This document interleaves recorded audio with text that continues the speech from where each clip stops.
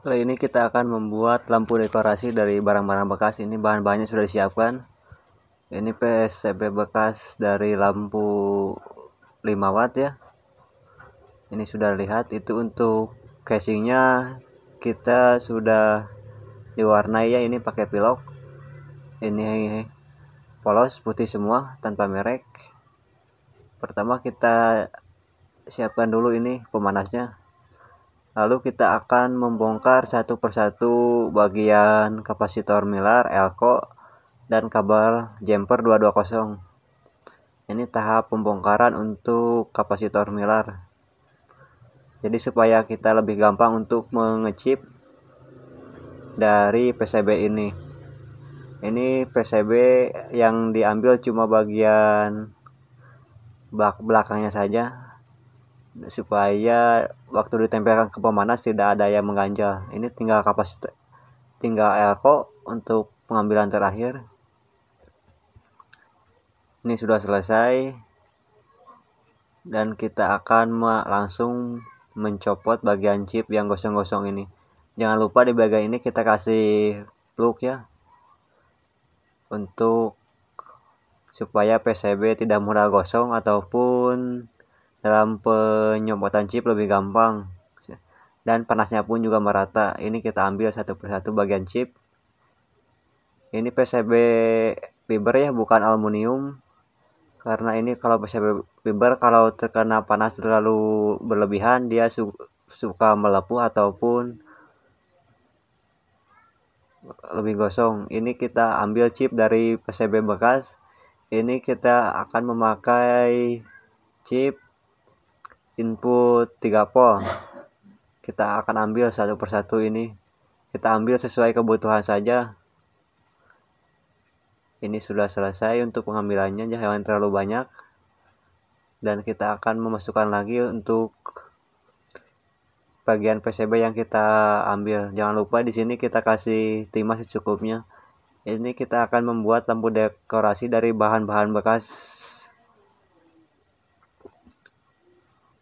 Untuk lebih lanjut, mari kita simak langkah-langkah awalnya. Ini sudah hampir selesai untuk pengasihan timah atau tinol di bagian PCB ini. Jangan terlalu banyak untuk pengasihan tinolnya karena suka short atau nempel di bagian belakang. Jadi si chip tidak akan mau menyala kalau ada yang nempel. Ini sudah selesai. Untuk bagian yang kecilnya di ujung itu bagian positif, dan bagian yang gedenya itu bagian negatif. Itu kan ada dua tipe tuh untuk tinolnya atau di PCB-nya. Bagian yang garis strip kecil itu bagian positif, dan untuk bagian yang besar itu bagian negatif. Tuh kan, kalau terlalu banyak dia timah suka muncul, kalau berlebihan dia suka nempel di bagian bawah chipnya. Ini sudah 4 chip ya yang kita sudah pasang, tinggal 3 chip lagi. Ini sudah selesai. Bagian yang keempat, tinggal yang kelima ini. Jadi total di sini memakai 7 chip ya, 1 2 3 4 5 6 7. Ini memakai 7 chip. 1 2 3 ya, 7 chip. Ini kita memasang chip yang terakhir ini.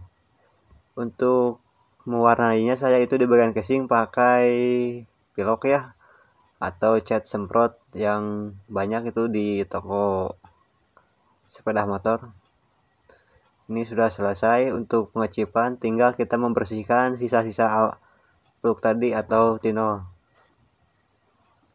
Ini kita bersihkan yang terutama di bagian dekat chip ya, kalau yang di belakang itu enggak terlalu begitu ngaruh ya. Yang depan itu ngaruh karena takut ada sisa-sisa tinol yang menempel di bagian komponen, lalu komponen itu bisa short atau tidak mau menyala. Ini kita gosok-gosok terlebih dahulu untuk PCB bagian atasnya supaya lebih bersih dan terlihat kinclong. Ini sudah selesai tahap penggosokan. Lanjut kita akan memasang bagian komponen yang kita ambil tadi. Tuh. Sekarang kita coba pengetesan terlebih dahulu. Ini lampu menyala, berarti rangkaian pemasangan chip sudah benar. Tinggal sekarang kita memasang bagian kapasitor Miller ini. Kapasitor Miller kita tidak akan ganti karena ini masih bawaan. Ini proses pemasangan kapasitor Miller yang kita cabut tadi, lalu kita pasang lagi. Ini sudah selesai untuk pemasangan kapasitor Miller. Namun di bagian elko tadi juga ada yang melepuh ya. Coba kita ambil terlebih dahulu. Ini elko bawaan ini. Itu bisa dilihat elko ini melepuh dan kita akan ganti dengan tipe yang sama. Ini kita mau pasang ke bagian elko. Untuk bagian elko di sini pemasangannya jangan terbalik ya. Nah, yang ini positif, kutub positif bisa dilihat.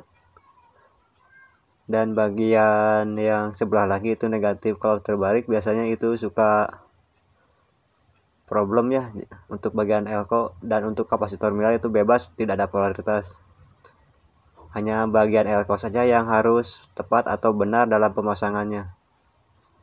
Ini sudah selesai untuk pemasangan elko, tinggal kita menyolder dengan kuat karena biasanya suka copot di bagian ini. Ini kita akan solder satu persatu untuk di bukan di kapasitor tapi di elko ini. Ini sudah selesai untuk penyolderan yang terakhir, kaki terakhir maksudnya. Tuh udah selesai, kita lanjut ke pemasangan kabel jumper atau input AC 220. Ini untuk pemasangan ini bebas ya, tidak harus mesti kabel warna merah di situ. Yang diutamakan itu menempel dengan baik. Ini kabel yang pertama sudah selesai. 3 kabel jumper yang kedua ini yang kita mau pasang. Tuh, kita ini pemasangan yang terakhir untuk kabel jumper di sini. Jadi untuk mengecip PCB fiber itu kita mengasih suhunya jangan terlalu panas ya atau berlebih. Tinggal kita atur sesuai kebutuhan di bagian PCB. Ini tahap pengetesannya, atau kita kasih supply input 220, lampu sudah menyala, berarti rangkaian berusaha dengan baik. Tinggal kita mencoba memasang ke dalam casing yang sudah diwarnai tadi, atau kita jadikan buat lampu dekorasi atau lampu hias. Ini sudah ada casingnya. Nah, ini untuk warna kuning ini saya mewarnainya dengan cat semprot ya.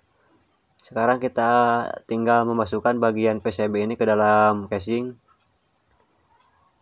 Ini sudah selesai untuk pemasangannya. Tinggal kita tutup kembali bagian PCB atau casing dengan penutup casing.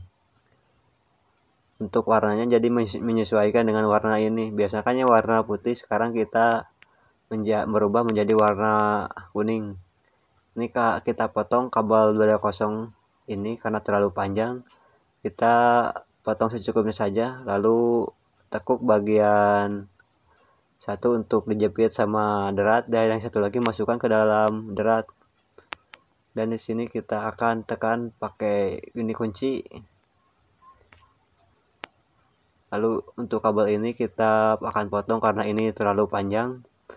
Jadi kita akan potong sedikit dan masukkan peniti untuk menguncinya. Sekarang kita akan mencoba tahap pengetesan,